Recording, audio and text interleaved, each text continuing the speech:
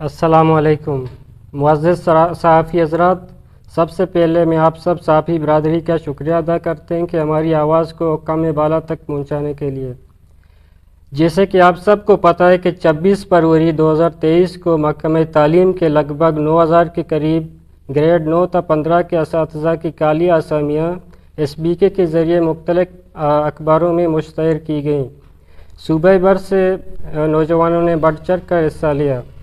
تقریباً مئی اور جون میں ٹیسٹ منعقد ہوئے اور جس کا نتائج جولائی میں اعلان ہونا تھا۔ دریں اثنا ایک غیر متعلقہ شخص جس کا ان آسامیوں سے کوئی تعلق نہ ہونے کے باوجود کرپشن اور بے قاعدگی کی بنا پر بلوچستان اور ہائی کورٹ میں کیس دائر کیا، جو 9 مہینے چلا، لیکن وہ شخص کسی قسم کا کوئی ثبوت عدالت میں پیش نہ کر سکا۔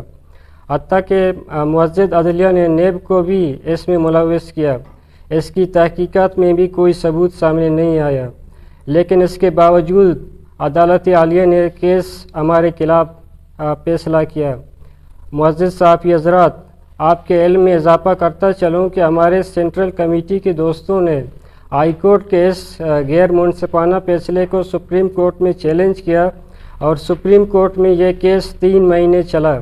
بالآخر 24 اپریل 2024 کو سپریم کورٹ نے بلوچستان ہائی کورٹ کے فیصلے کو مسترد کرتے ہوئے پاس کینڈیڈیٹس کے حق میں فیصلہ دیتے ہوئے یہ احکامات جاری کیے کہ بلوچستان ایجوکیشن ڈپارٹمنٹ کو کوڈل اور فارمیلٹیز کو پورا کرتے ہوئے جلد از جلد ان آسامیوں کو پر کرے۔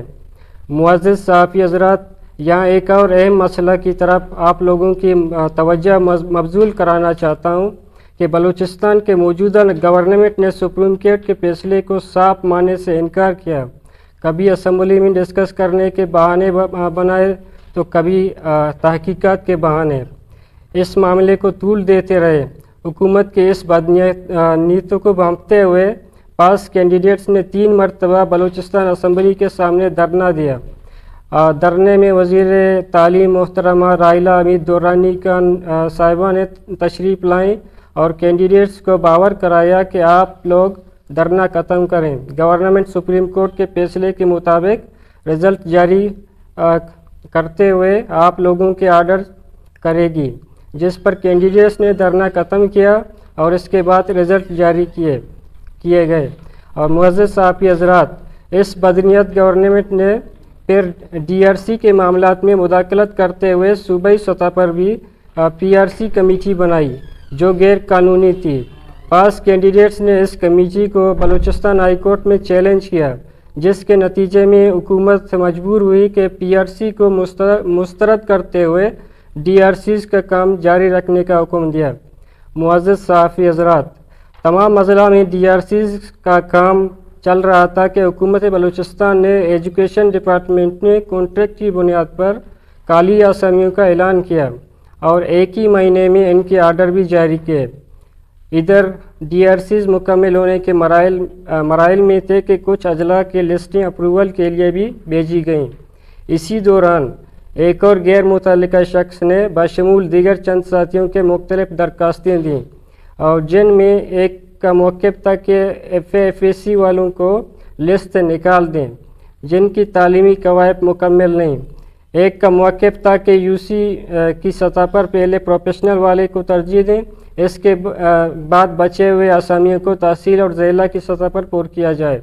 معزز صحافی حضرات، اسی کیس کے سینٹرل کمیٹی میں پارٹی بنی اور موقف اپنایا کہ اپریل 2022 میں گزشتہ حکومت نے اسمبلی میں بل پاس کرایا تھا کہ بلوچستان کے دور دراز علاقوں میں پروفیشنل کوالیفیکیشن کی کمی ہے۔ اسی مجبوری کے مد نظر رکھتے ہوئے حکومت بلوچستان نے ون ٹائم ریلیکسیشن بل پاس کرایا تھا کہ UC میں پروفیشنل کوالیفیکیشن نہ رکھنے کی صورت میں نان پروفیشنل والے بھی اپلائی کر سکتے ہیں، جبکہ گریڈ 9 کے اسامیوں کے لیے FAFC والے بھی اپلائی کر سکتے ہیں۔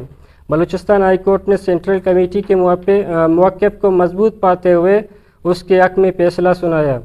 معزز صحافی حضرات، اب ایک بار میں بلوچستان گورنمنٹ کی بدنیتی کا مظاہرہ کرتے ہوئے اپنے ترجمان شاہد رند کے ذریعے پریس کانفرنس کرائی کہ SBK کے پوسٹیں 3891 ہیں اور ان کے آرڈر کانٹریکٹ کی بنیاد پر ہوں گے۔ معزز صحافی حضرات، آج اس پریس کانفرنس کے ذریعے ہم تمام شارٹ لسٹڈ کینڈیڈیٹس وزیر تعلیم محترمہ راحلہ امید دورانی صاحبہ اور سیکریٹری ایجوکیشن صاحب جناب صالح ناصر صاحب کو آگاہ کرنا چاہتے ہیں کہ اگر شارٹ لسٹڈ کینڈیڈیٹس کی اسامیاں کم کی گئیں یا انہیں کانٹریکٹ پر تعینات کیا گیا تو ہم ان کے خلاف سپریم کورٹ میں جانے کا اختیار رکھتے ہیں۔